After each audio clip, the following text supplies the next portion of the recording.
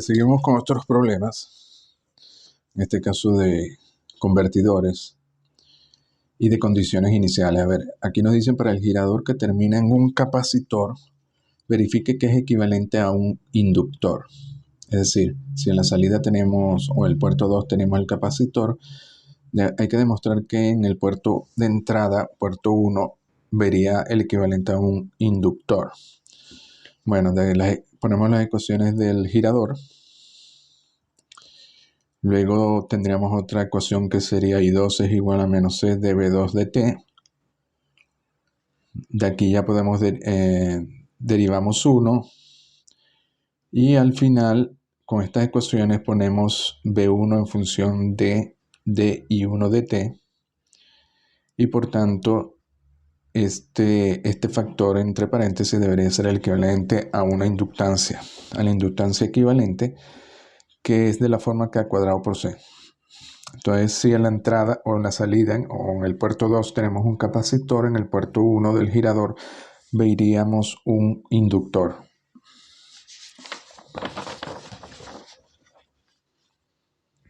A ver, seguimos con otros problemas. Verifique que el convertidor negativo que termina en R es equivalente a menos R cuando K es igual a menos 1.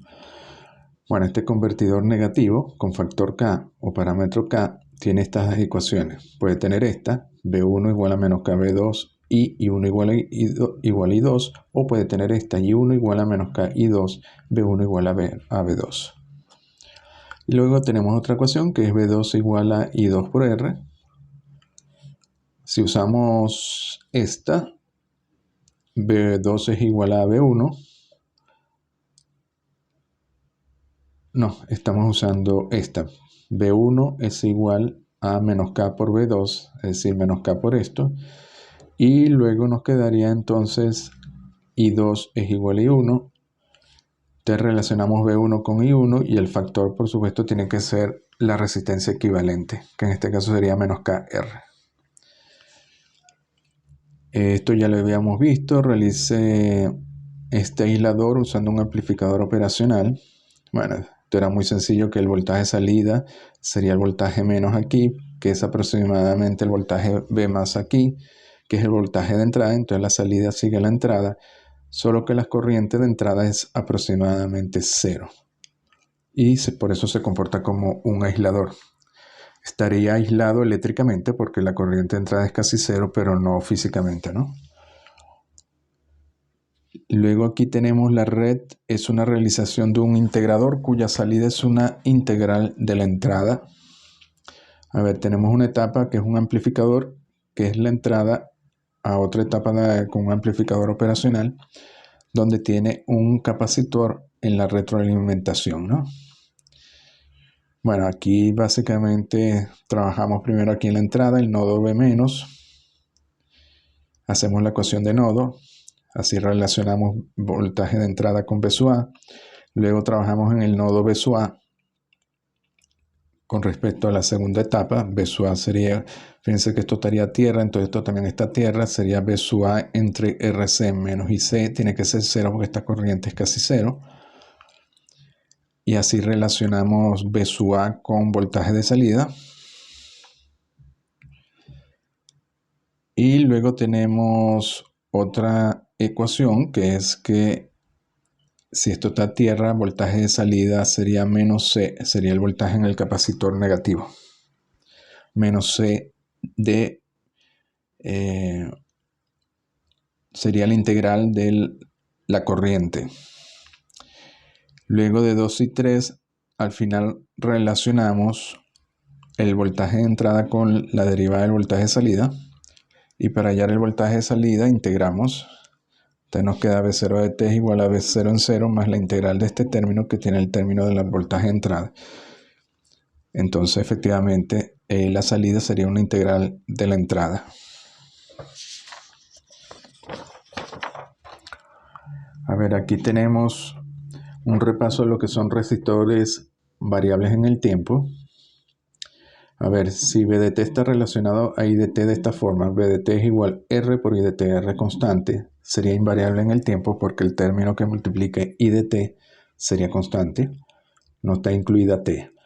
Ahora, si B de t tiene esta forma, un factor que depende del tiempo que multiplica I de t, entonces sería variable en el tiempo, porque este término sería la resistencia, que varía con el tiempo. Luego puede haber otro caso de esta forma, 47i cuadrado de t. Ahora vemos que la resistencia sería no lineal, porque el voltaje depende con el cuadrado de la corriente. Este factor es constante, entonces sería no lineal, invariable en el tiempo.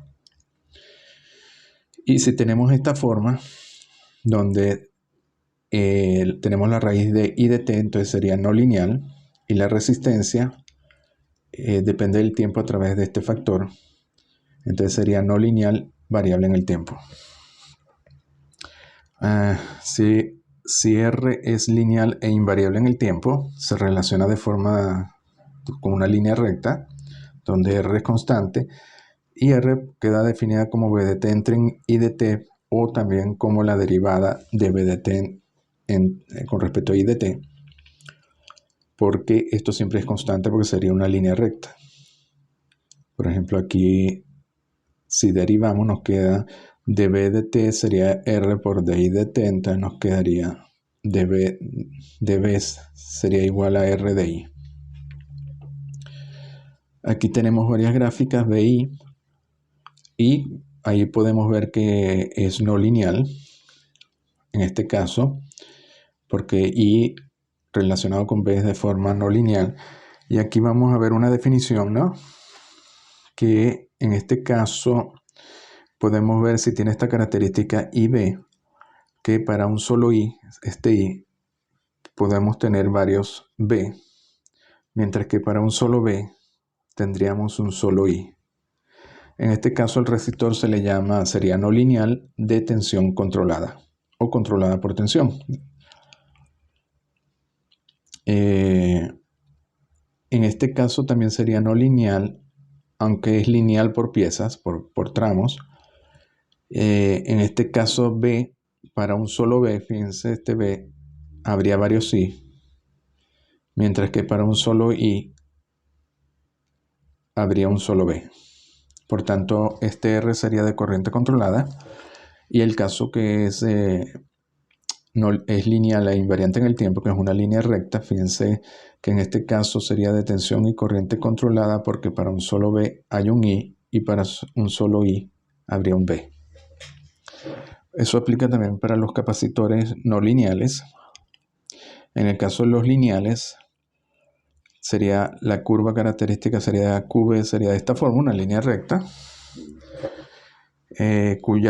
donde se relaciona la carga al voltaje a través de C, que sería la pendiente de la recta, y serían de carga y tensión controlada por ser una línea recta. Y para los inductores lineales sería de flujo y corriente controlada, porque se relaciona B con I a través de una línea recta. Así que sería de flujo y corriente controlada.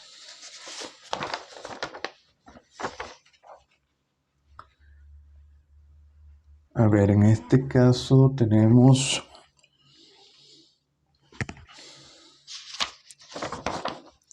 aquí.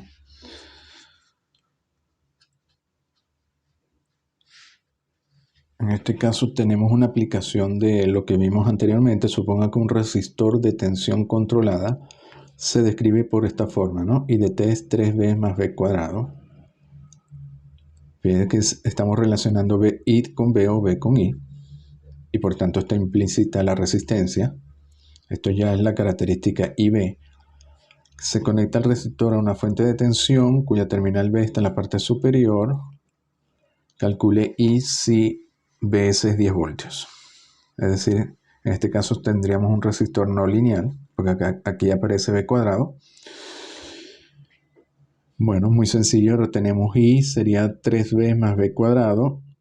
B sería también Bs, sería 10 voltios. Bueno, sustituimos entonces B 10 voltios aquí y ya podemos hallar I. Nos daría 130 amperios. Suponga que se invierte la conexión del resistor de tal manera que B está en la parte inferior. Calcule I para BC. El resistor es bilateral. Bueno, aquí lo que haríamos es como si invirtiéramos BS. Vc ahora sería menos B, sería 10 voltios, o B sería menos 10. Si sustituimos B igual a menos 10 aquí en 1, nos da I igual a 70 amperios. Entonces vemos que no es bilateral, pues da resultados diferentes. Y la razón por la cual no es bilateral es que la curva característica IB es una parábola que no está centrada en cero. Entonces fíjense que para 10 voltios daría 130, para menos 10 daría 70. Y aquí podemos ver que es de tensión controlada, porque una corriente podría tener dos valores de voltaje.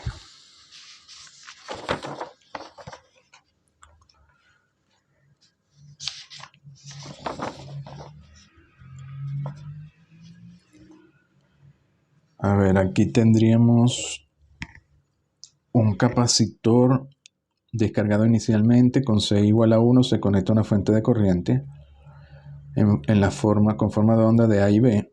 Calcule el flujo de energía que entra al capacitor en función de T, compare las cargas entregadas por las dos fuentes de corriente para T mayor que 0 y las dos energías. Bueno, tenemos una fuente de corriente que se aplica al capacitor. Para A sería un pulso que se puede describir de esta forma con los escalones unitarios. La corriente en el capacitor sería C dBc de T, C es igual a 1. Y de aquí despejamos dBc y luego integramos para hallar BC. Recuerda que tenemos que integrar porque necesitamos BC y C para hallar la energía, porque necesitamos la potencia.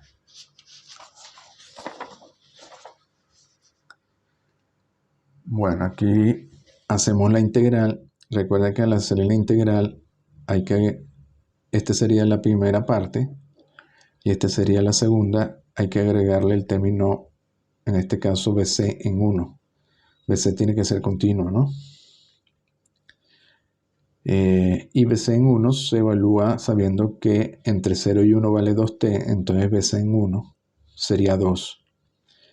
Entonces nos quedaría 2t entre 0 y 1 y 2 para t mayor que 1. Bueno, para la energía entregada necesitamos I y necesitamos B. I nos lo dieron, ¿no? Que era el pulso. Luego B sería 2t y 2, que también se puede expresar con rampas. Una rampa sería 0 si t menor que 0, t si t es mayor o igual que 0, o la rampa de t menos 1 sería 0 si t menor que 1 y t menos 1 si t es mayor o igual que 1.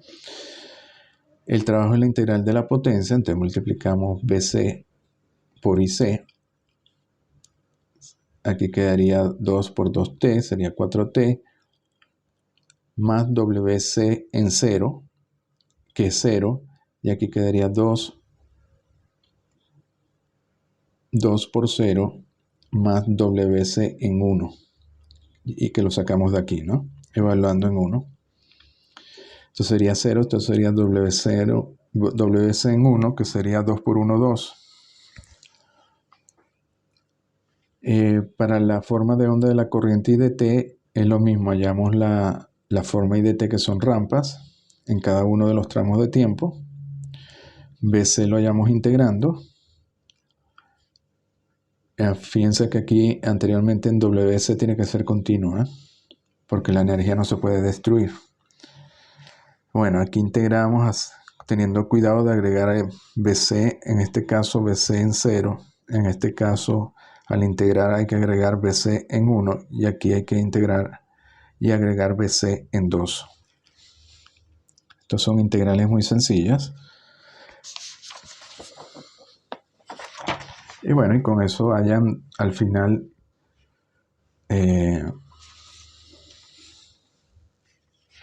a ver, esto viene.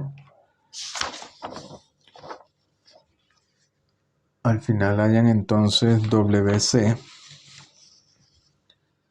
en cada uno de los tramos, ¿no? Y para t mayor que 2, este daría 2 para la primera forma de onda, y en la anterior daba también 2, porque era para t mayor que 1. Este es el mismo ejercicio, solo que ahora R es 2 ohmios, es una resistencia, Bueno, el procedimiento es igual. Hacen la forma I de T, hallan WR, en este caso es más sencillo porque sería simplemente la corriente por la resistencia, 2 por esta corriente. En el caso de W, bueno, eso sería en el caso de B, sería 2 por esto, sería entonces 4 y 0. Y para la energía sería corriente por voltaje, entonces sería 2 por 4. Y aquí sería entonces 0 por 0 más WR en 1. Que si evaluamos aquí en 1 daría 8. Entonces nos queda 8T y 8. Y para la parte B lo mismo. Se saca la forma de I de T. Este B de T se multiplica por 2, se halla la potencia y se integra, teniendo cuidado aquí de agregarle los valores iniciales. Y al final hallan WR.